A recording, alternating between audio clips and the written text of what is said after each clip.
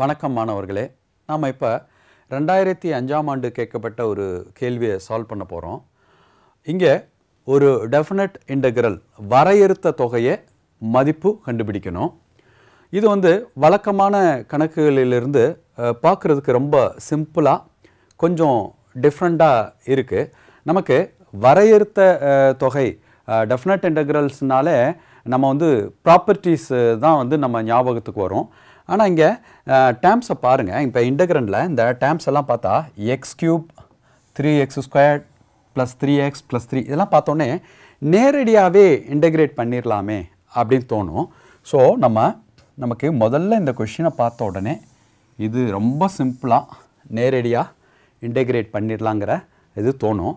அதே போல் மீதமுள்ள டேர்ம்ஸ் பார்த்தா x + 1 × cos x + 1 இதை தனியாக இன்டெகிரேட் பண்ணலாம் அப்படிங்கிற ஐடியா தான் முதல்ல தோணும். ஸோ நம்ம முதல்ல integral -2 to 0 x³ + 3x² + 3x + 3 இதை தனியாக இன்டெகிரேட் பண்ணிக்கலாம். Simple. Plus integral -2 to 0 x + 1 × cos x + 1 dx. கூட்டலில் இருக்கிறதுனால ரெண்டு இன்டெக்ரலாக எழுதிக்கிறதுல தப்பு இல்லை. சப்போஸ் இந்த இன்டெக்ரலை I1 இதுக்கு I2 பேர் கொடுத்துக்கலாம். முதல்ல I1 நேரடியாக ப்ராப்பர்ட்டிஸ் இல்லாமலே நம்மளால் போட முடியும். முதல்ல I1 கண்டுபிடிக்கலாம். I1 = x³ dx. x³ integrate பண்ணால் x⁴/4 plus 3x² 3x² integrate பண்ணால் x³/3 plus 3x dx. x integrate பண்ணால் x²/2 ப்ளஸ் 3dx. அப்போ 3dx பண்ணால் x. So limit -2 to 0.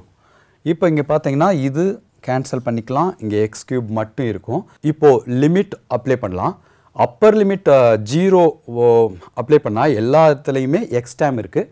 So எல்லாமே 0 ஆகிடும். therefore = 0 minus lower limit -2 apply பண்ணலாம்.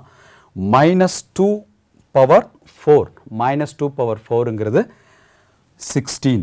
So 16/4 plus x³ x³ -2³ so -8. அடுத்து x² -2² 4. So 4 × 3 12 plus 12/2. இங்கே -2 போட்டால் -6. ஸோ இதை சிம்பிளிஃபை பண்ணால் 4 இங்கே 4 இங்கே 6.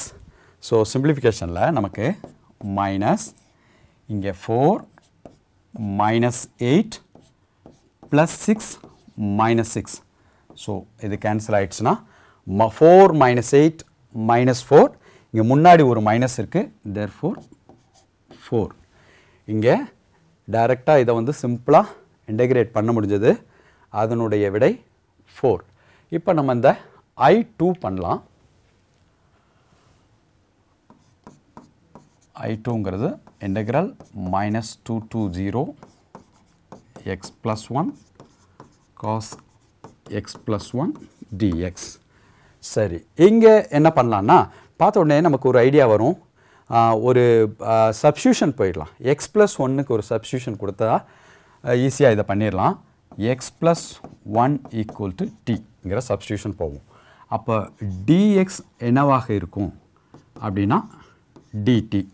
ஸோ லிமிட்ஸையும் மாற்றணும் இல்லையா? இப்போ எக்ஸில் இருக்கிற லிமிட்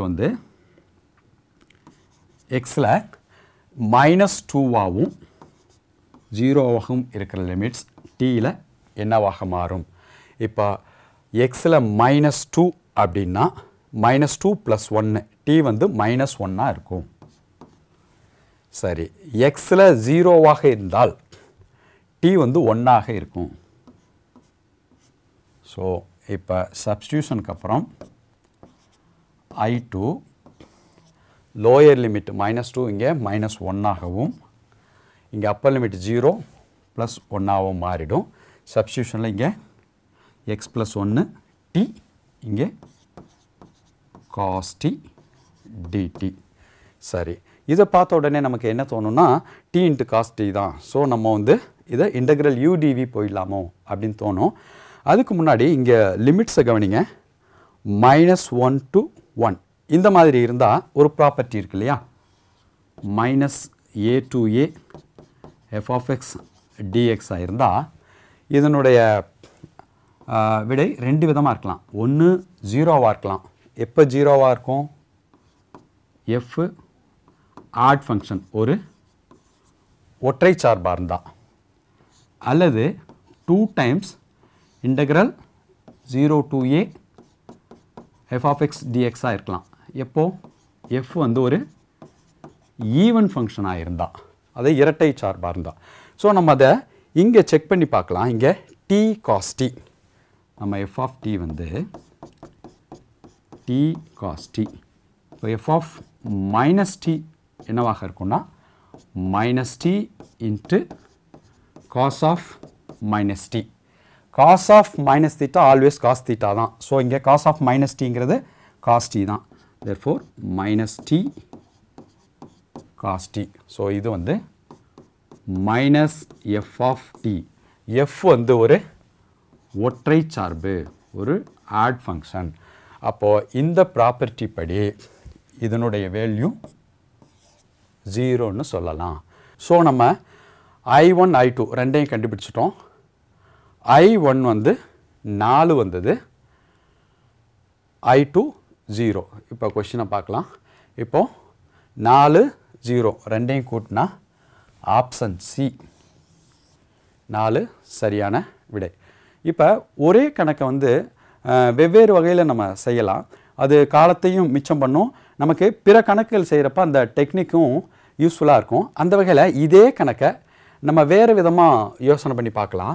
இப்போ பாருங்கள், இங்கே எக்ஸ் க்யூப்புங்கிறது a³ + 3, எக்ஸுக்கு பதிலாக ஏனா a², பிக்கு பதிலாக 1 அப்படின்னு இருந்ததுன்னா +3 இங்கே a b² 1² 1 தான், +1 இந்த 3 1 + 2ன்னு எழுதிக்கிட்டா இது nothing but a + b whole cube மாதிரி இருக்கா. அப்போது இது என்னவாயிடும்? இந்த டேம் வந்து x + 1 ஹோல் கியூப் +1, அப்போது +2. ஏன்னா இந்த 3 தான் 1 + 2ன்னு எழுதியிருக்கோம். ப்ளஸ் இந்த டேம்ஸ் எல்லாம் இருக்குது. இப்போ நம்ம அதே சப்ஸ்டியூஷன் போயிருந்தோம்னு வைங்க, இன்டெக்ரல் -2 to 0 இதையெல்லாம் சிம்பிளிஃபை பண்ணி x + 1³ + 2ன்னு சொல்லலாம். ப்ளஸ் இது x + 1 cos x + 1 எல்லாத்துக்கும் dx. இப்போ அதே சப்ஸ்டியூஷன் போகலாங்களா? x + 1 = t. So dx = dt. xல லிமிட் வந்து -2 to 0 இருந்தது, tல -1 to 1 மாறும். சரி, இப்போ இந்த சப்ஸ்டியூஷனுக்கு அப்புறம் இதை -1 to 1 t³ + 2 + t cos t × dtன்னு எழுதலாம். இப்போ இதை நம்ம தனித்தனியாக நம்ம இன்டெகிரேட் பண்ணுவோம். -1 to 1 t³ dt + -1 to 1 2 dt + -1 to 1 t cos t dt. நம்ம இப்போ தான் பார்த்தோம், இதனுடைய விடை வந்து இது ஒரு ஒற்றை சார்பு ஆட் ஃபங்க்ஷன். லிமிட் வந்து -1 to +1 இருக்கிறதுனால இதனோட விடை 0. அதே போல் இங்கேயும் பாருங்களேன், t³ டீக்கு பதிலாக மைனஸ் t போட்டாலும் -t³ தான் கிடைக்க போகுது. இதுவும் ஒரு ஒற்றை சார்பு. ஸோ லிமிட் வந்து -1 to +1ங்கிற மாதிரி இருக்கிறதுனால இதுவும் 0. ஸோ நம்ம இதை மட்டும் கண்டுபிடிச்சா போதுமானது. 2 இருக்குது, dtயை பண்ணால் t, dtயை இன்டகிரேட் பண்ணால் t. ஸோ லிமிட் வந்து -1 to 1. ஸோ நம்ம லிமிட் சப்ஸ்டியூட் பண்ணால் ஈக்குவல் டு 2 டைம்ஸ் இங்கே அப்பர் லிமிட் 1 மைனஸ் -1 போடணும். -1னா -1னா -1 ப்ளஸ் ஆகிடும். therefore +1 equal to 4. ஸோ இந்த கணக்கு இந்த விதமாக கூட நம்ம சால்வ் பண்ணலாம். இது மாதிரி கணக்குகளை செய்கிறப்ப பல்வேறு முறையில் செய்கிறத நம்ம கற்றுக்கிறது ரொம்ப அவசியம். பிற கணக்குகளை நம்ம அதை பண்ணுறப்ப நமக்கு அது யூஸ்ஃபுல்லாக இருக்கும். அடுத்த வீடியோவில் இதே போன்ற ஒரு கணக்கோடு சந்திப்போம். வணக்கம்.